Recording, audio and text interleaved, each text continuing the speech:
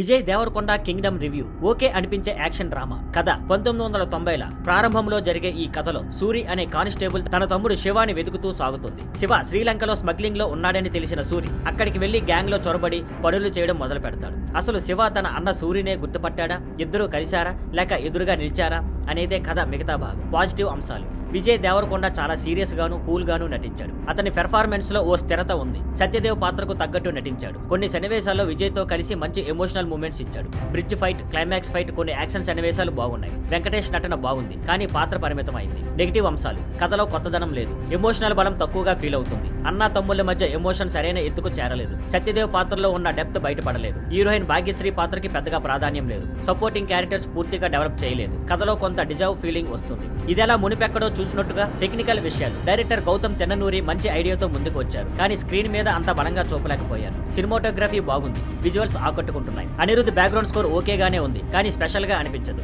Editing రెండో భాగంలో సాగదీతగా feel అవుతుంది. ప్రొడక్షన్ వాల్యూస్, యాక్షన్ సీన్స్ పక్కాగా ఉన్నాయి. కింగ్డమ్ ఓసారి చూసేలా ఉండే యాక్షన్ డ్రామా. విజయ్ దేవరకొండ నటన బలంగా నిలిచింది. కథలో డెప్త్ తక్కువైనా విజువల్స్ మరియు యాక్షన్ సీన్స్ ను సినిమాను ఓకే అనిపించేలా చేశాయి. పెద్దగా ఎక్స్పెక్టేషన్లు లేకుండా చూస్తే బాగానే అనిపించవచ్చు. Thank you for watching. Please like, share and subscribe.